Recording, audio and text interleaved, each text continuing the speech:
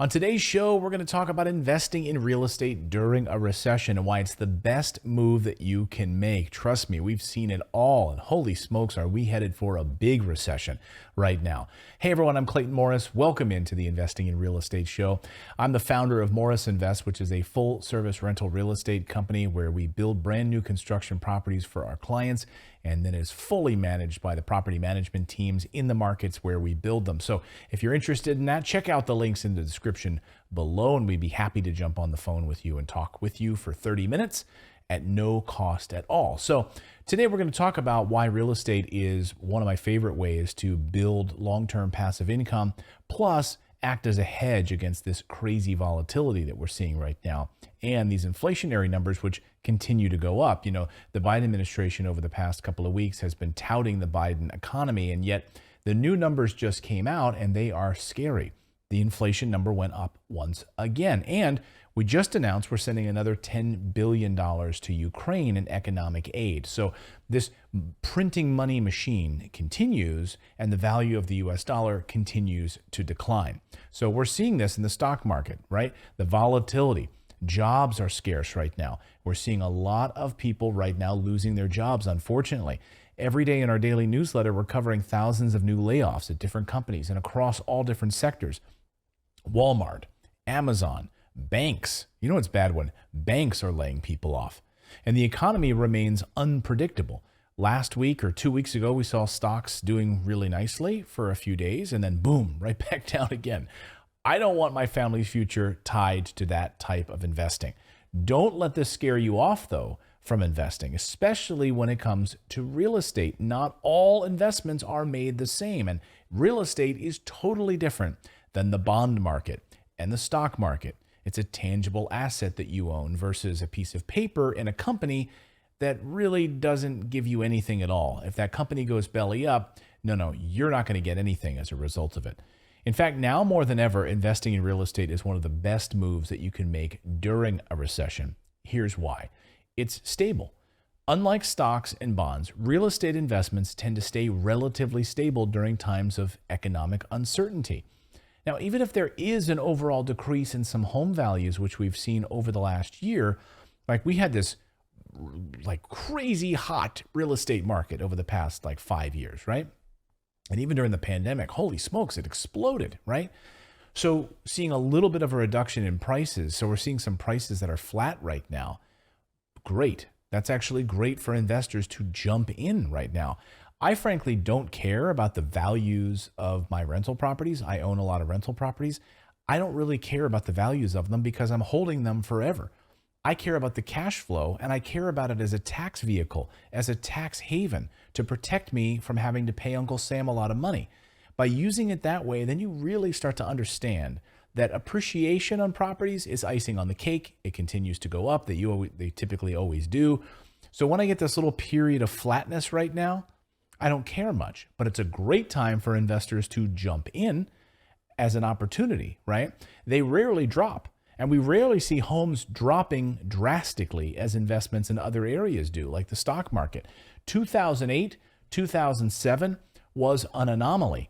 The reason it was an anomaly is because people were allowed to get mortgages with no jobs. That is gone. Gone are those days, my friend. Also, homes were being artificially inflated in value because of this collusion between the appraisers and the mortgage lenders. And it was really dirty. And even the real estate agents, of course, were able to pick the appraiser that they wanted and send them out and tell them, hey, John, I need that property to be valued at $300,000. Even though 2 weeks ago it sold for $280. Doesn't matter. John, I need you to, and then they get a little cut of that money. It was dirty. Gone are those days. Laws have changed now. That can't happen. So that means that even if there is a dip in value in your property, your investment will remain relatively secure and you won't have to worry about taking a huge loss on your investment. Next, it pays over time. When it comes to real estate investments, time is on your side. Thanks to the power of compound interest, over time, your investments will grow with each rental payment or sale price increase you receive. Not only that, but when you invest in real estate during a recession, You get to enjoy the benefits of potentially lower prices and higher interest rates due to reduced demands for home and mortgages right now. This means that over time, your investment could turn into a very lucrative endeavor. In fact, we just had a big team meeting here at Morris Invest, and it was great to see the whole team. And one of the things we talked about in the meeting room was, holy smokes, people have no idea what's about to happen to property values in the next year to 2 years. Because right now we've got higher mortgage rates, right, because of inflation. We've got higher mortgage rates because of inflation, but we have such incredible demand for properties. We have a housing shortage of 3.8 million units. That was the new update from Pew Research that just came out this week. We need 3.8 million properties. And that number even sounds a little bit low to some of the other numbers I've heard. But nevertheless, think about a builder coming in. Like when we build, we're building about 400 to 500 homes this year. That's a drop in the bucket.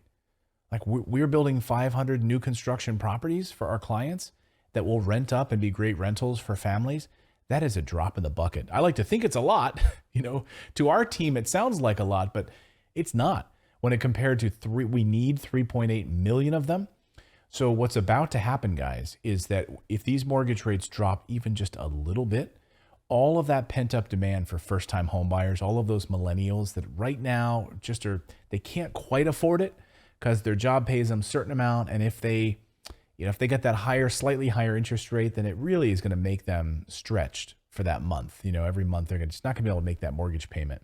So once those mortgage interest rates drop just a little bit, boom, holy smokes, it's going to explode. So imagine now if you bought a property for maybe 10, 15% less than really what it's going to be in a few months, and then you see the market just explode in value. And you are going to be sitting on appreciation. You're going to have, of course, the tax benefits of this property, a very lucrative endeavor indeed. So folks have no idea what's coming. Really, really they don't. I mean, that's what I'm telling you. Get ready, folks. You also have more options when it comes to real estate. When it comes to investing in real estate during a recession, there are plenty of options available for you to explore, from buying properties outright and renting them out to getting them, if you want to be involved in like a fix and flip project or a vacation rental like an Airbnb.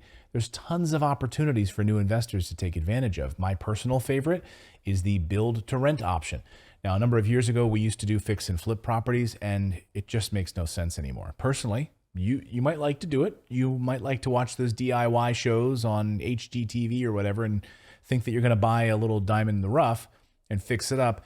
But then you're dealing with all sorts of deferred maintenance down the line because it's an older house, and it just ends up being more of a headache than it's worth. So to have a new construction property built from the ground up, like what we're doing, is a game changer. You get the tax benefits through the cost segregation analysis because you get to accelerate that depreciation in those first few years in a way that you can't with a fix and flip property. Plus, you get the benefit of knowing it's brand new. You're not going to have to fix anything. You might be setting aside 40% for maintenance and repairs and all of that stuff, knowing that 40% you're setting aside is all gravy. It's all profit because you're not using it to fix a water heater or to fix a roof. Not for another 20 years. So again, all of these things are meant to show you there's options.